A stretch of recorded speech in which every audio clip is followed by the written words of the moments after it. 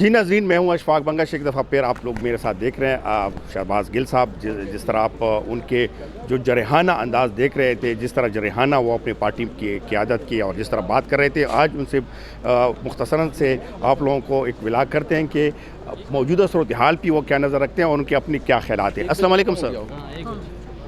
अस्सलाम वालेकुम सर। जी साहब। सर पहले तो ये बताएं, तो अब बड़े अरसे बाद आपके साथ बात भी हो रही है और बहुत खुशी भी हो रही है कि आप एक किस्म के अवेयरनेस भी दे रहे हैं कि मौजूदा सूरत हाल में क्या करना चाहिए हमारे सहाफ़ी भाइयों को भी और पॉलिटिशियन को भी।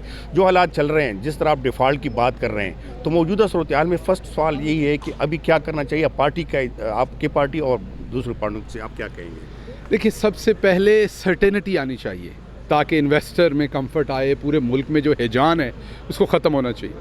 फ़ैसला साजी ऐसी होनी चाहिए जिससे इन्वेस्टर कम से कम दोबारा लौटे उसका इंटरेस्ट। उसके लिए बग़ैर फ्रेश इलेक्शन करवाए और कोई तरीका नहीं है। फ्रेश इलेक्शन, वक्त के ऊपर फ़ैसले, ये इस मुल्क की इस वक्त ज़रूरत है। अच्छा, दूसरा सर, जिस तरह आपने आज़म स्वाति और अपना जिक्र कर रहे हैं, तो इस तरह के हालात और इस तरह के सिचुएशन के लिए किस तरह मुकाबला करना चाहिए और दूसरे सियासतदान इससे बचने और सहाफ़ी?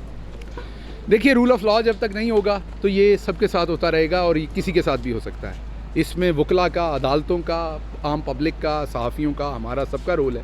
सबसे बढ़ के अदालतों का कि वो डिस्पेंस करें ऐसी चीज़ों में इंसाफ, ऐसी चीज़ों को प्रूव करें।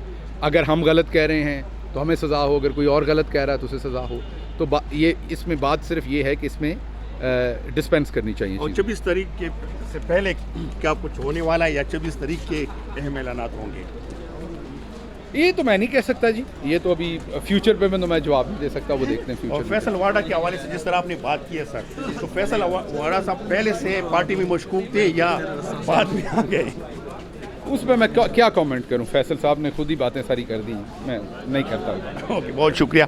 जी नाज़रीन, जिस तरह मुख्तसर से फैसल वाडा साहब के हवाले से भी हमने कोशिश की है कि बात करें, लेकिन जो असल सिचुएशन है, जो असल सूरत हाल है, शहबाज गिल साहब की बातों से और उनके अंदाज से भी अंदाज़ा होता है कि मौजूदा जो सूरत हाल है और जो मौजूदा सिनेरियो बन रहा है या जिस तरह के हालात बन गए हैं, उससे आप लोग खूब अंदाज़ा कर सकते हैं। जिस तरह देखें, हम जिस तरह व्लॉग्स आप देखते हैं, जिस तरह मुख्तलिफ सिचुएशन आप देखते हैं, क्या या सारियाँ बहुत ज़्यादा चल रही है, लेकिन जो मौजूदा सूरत हाल है वो बहुत ज़्यादा गमगीर है और जो तहरीक इंसाफ की कायदीन है उसको भी ये महसूस भी हो चुका है और उसको इत्तला भी मिल चुकी है कि अभी मुल्क के साथ इस तरह मज़ीद जो चलना है वो नहीं हो सकता, या मज़ीद जो पोलराइजेशन है या जिस तरह के खान साहब का जिस स्टांस था वो आहिस्ता आहिस्ता कम हो जाएगा। और 26 तारीख को आप लोग देखेंगे कि खान साहब में काफ़ी बदलून आ चुका होगा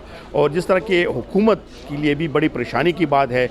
और जिस तरह हुकूमत ने जो आर्मी चीफ़ के हवाले से आप लोग देख रहे हैं कि अभी तक वो तज़व्वुर का शिकार है, इस तरह जो मुल्क की मुआशी सूरत हाल है उससे भी वो काफ़ी परेशान है कि मौजूदा सूरत हाल में वो मुआशी सूरत हाल किस तरह टेंगे। लेकिन यहाँ अदालतों में केस, जिस तरह आज खान साहब का भी जो इलेक्शन कमीशन की तरफ से केस आया था, हम उस तरफ जाते भी हैं और आप लोग देख भी कि खान साहब के हवाले से भी इलेक्शन कमीशन की तरफ से रेफरेंस जो आया है वो भी आप लोगों से डिस्कस करते हैं कि खान साहब के ख़िलाफ़ बाकायदा जो है रेफरेंस जो आ चुका है तोशाखाना के हवाले से, उसमें यही बताया जा रहा है कि खान साहब के लिए ये मुश्किल होगा क्योंकि ये सेशन कोर्ट है, फिर इससे आगे भी जाएगा।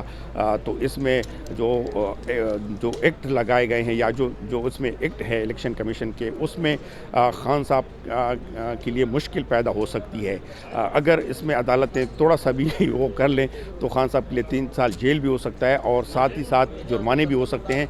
और उसमें अब केस का आज पहला समाता, लेकिन आगे देखेंगे कि उसमें आगे क्या होगा, क्योंकि सूरत हाल कुछ भी नहीं कह सकते कि मुल्क की सूरत हाल कल क्या होगा, परसों क्या होगा। लेकिन मौजूदा जो सूरत हाल है वो काफ़ी गमगीर है और उसके बारे में मज़ीद फिर आप लोगों को आगाह करते जाएंगे।